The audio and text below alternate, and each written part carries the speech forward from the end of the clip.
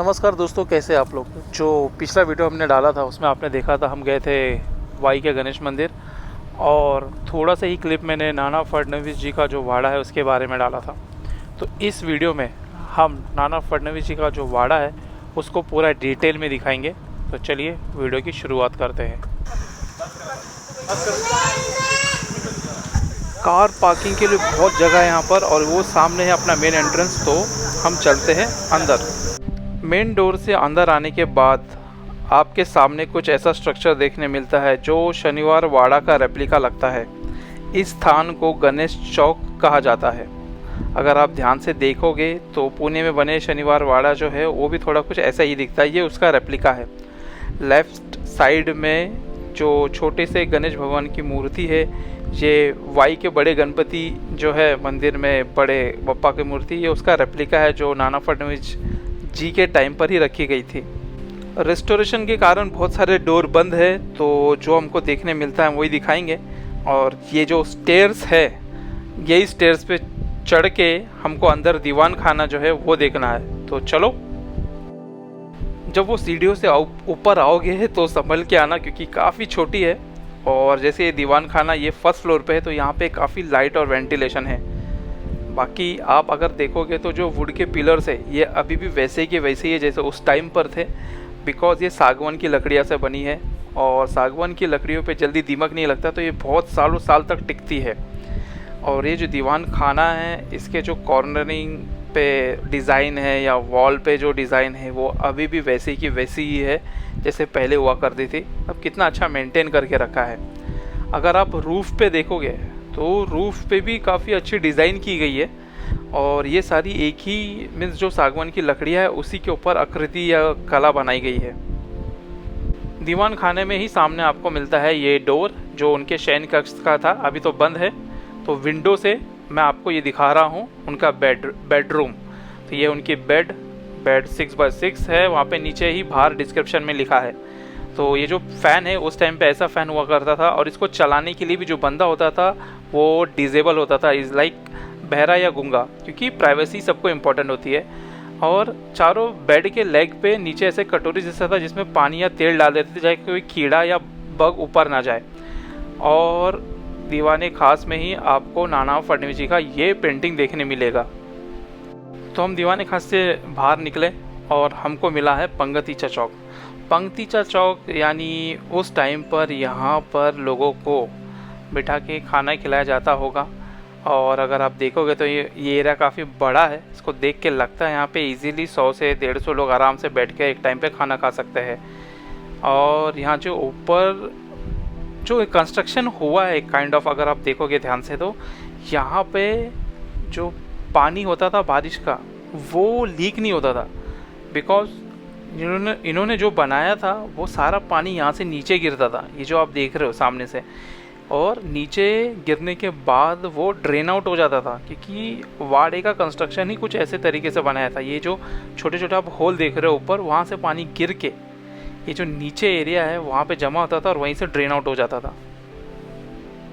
पंगतीचा चौक के बाद ही आता है मीनावली दफ्तर। तो दफ्तर से आपको पता ही चल गया होगा, बड़े बड़े लोग नाना फडणवीस जी से मिलने आते थे और उनका पॉलिटिक्स में ज़्यादा काम होता था, तो यहीं पे बैठ के वो काम करते थे। और जैसे बड़े लोग आते थे तो थोड़ा प्राइवेसी भी मेंटेन करना पड़ता था, इसलिए इसका कंस्ट्रक्शन भी कुछ ऐसे ही किया गया था। बाकी उस दफ्तर में अगर आप देखोगे तो ऐसा कुछ पेंटिंग मिलेगा, उससे आप इमेजिन कर सकते हो कि वो टाइम पे कैसे काम हुआ करता था। और डॉक्यूमेंट्स भी यहाँ पे बहुत सारे हैं, लेकिन अभी तो आपको देखने मिलेगा नहीं क्योंकि रख दिए है म्यूज़ियम ये सब जगह। तो यहाँ पे बस हमको इस वाड़ा का ब्लूप्रिंट देखने मिला। और सामने ही जो है ये जो विंडो दिख रहा है, यहाँ से अगर आप देखोगे बाहर की ओर तो आपको कृष्णा नदी का जो पूरा एक बैंक है वो देखने मिलता है। और सामने ये जो देख रहे हो आप, ये बोल रहा था मैं, एक बार थोड़ा फोकस हो जा भाई, फोकस नहीं हो पा रहा।